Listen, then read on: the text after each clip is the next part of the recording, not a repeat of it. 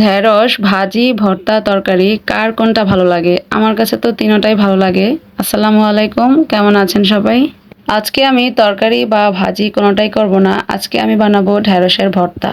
এই ভর্তাটা বানানোর জন্য ঢেঁড়সগুলো কেটে কড়াইয়ে প্রথমে টেলে নিতে হয়। আর এই ভর্তাটা আমি বানাবো পাটায় বেটে।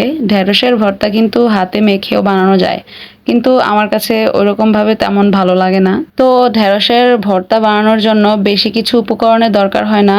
আমার লাগবে হচ্ছে কয়েকটা শুকনো মরিচ আর হচ্ছে পেঁয়াজ আর লবণ। মরিচটা যে যার পরিমাণ অনুযায়ী ব্যবহার করতে পারেন। যদি কেউ ঝাল বেশি খান তাহলে একটু বেশি মরিচ, আর যদি কম খান আমার মতো তাহলে ৩-৪টা মরিচ দিলেই হবে।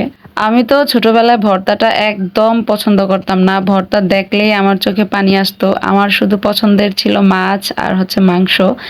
এখনো মাছ মাংস প্রিয়, তবে এখন ভর্তাটাও আমার প্রিয়।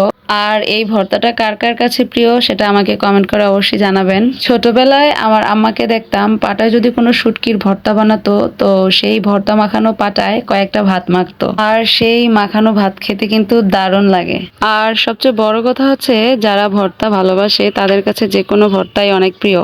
আমি কিন্তু ভর্তাটা চাইলে হাতে মেখেও বানাতে পারতাম, পাটায় না বেটে। তবে ইচ্ছে করেই আমি হাতে মেখে বানাইনি, কারণ পাটায় বেটে বানালে যে স্বাদটা পাওয়া যায় হাতে মেখে বানালে সেই স্বাদটা পাওয়া যায় না। আমি কিন্তু ভর্তাটা খুবই সাধারণভাবে বানালাম, তবে টেস্টটা কিন্তু হয়েছে অসাধারণ। সবার জন্য অনেক দোয়া এবং শুভকামনা। আল্লাহ হাফেজ।